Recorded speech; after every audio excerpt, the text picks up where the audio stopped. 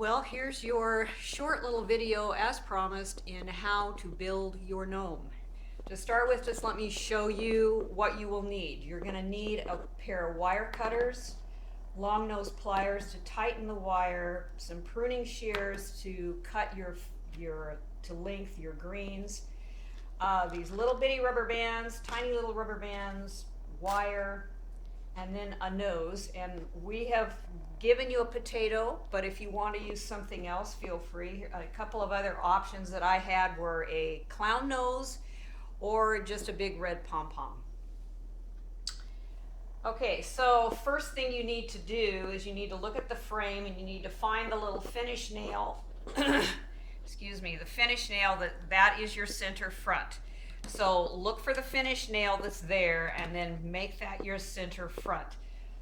The nail is for putting your little potato or whatever else you decide to use for the nose. Okay, step two, once you have all your supplies and you've found your center front, then you start forming your bundles of greens. Now there is another option if you don't want to go to all the trouble of layering your greens. I did see where you can just take long fronds and just tie them at the top, and so that's a much faster process. I think you end up with a skinny gnome that way, but if you like skinny gnomes, go right ahead and do it that way. But I prefer to do the 2 layers of greens. Okay, so when you're getting your greens ready, you're gonna take your fronds that you have, and I just got them in a basket, and you're gonna cut them to length. So you can get scientific about it, or I just eyeball it. So I'm just gonna put the frond up there and see, I want it draped over the base, and I like him drooping onto the surface, but if you want him tidier than that, feel free. And then cut it about a ½ inch above the ring, the wire ring that you're gonna attach it to. Okay, the other thing to be aware of is that cedar has a front and a back. If you like the lighter color, by all means use it. I like the darker side, so I always put mine to the darker side is out. But that's just your personal preference, whatever you want to do.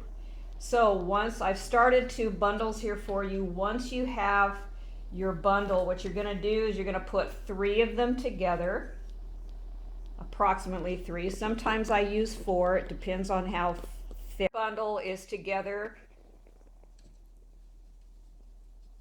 Position it about just a ½ inch, ¼ inch over the edge of the wire loop, and then just twist it to tighten. I sometimes use needle nose pliers to help with that. Tighten it on, and quite honestly, you don't have to be super picky about this because it's all covered by the next layer. The point is to just have the bundle so it stays attached to the wire ring that's on there. And then I like to be able to slide them around so that I can overlap them and make them very full. So that's the basic technique, and you just continue to make your frond bundle and attach it to the wire ring using the other wire, and this is in your kit. Your kit will have some wire. Hopefully it's enough. If not, I apologize. I was guessing at how much you actually needed. Oh gosh. Sometimes. Okay.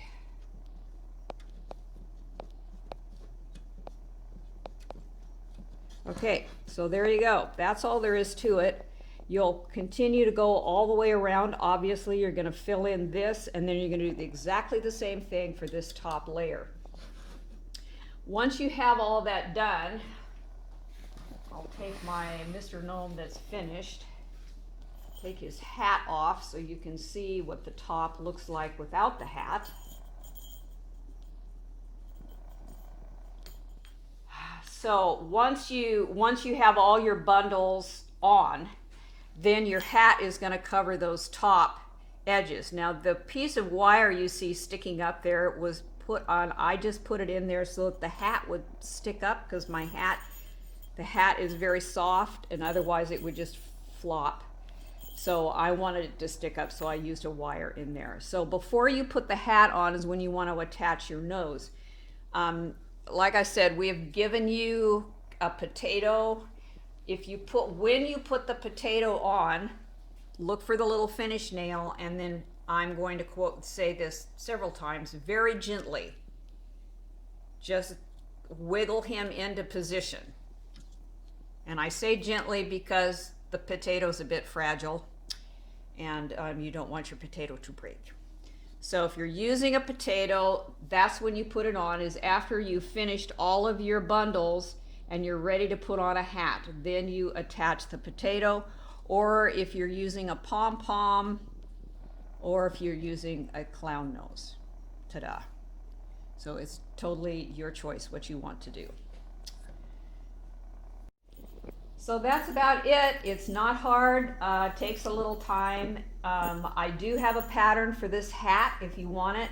I put a bell on the end of it, but you could, do whatever you want to do on the end of the hat. Sorry? Close. And I also just cut out some little fabric mittens for him, and that's totally your choice. The other option you have is putting some buttons on him.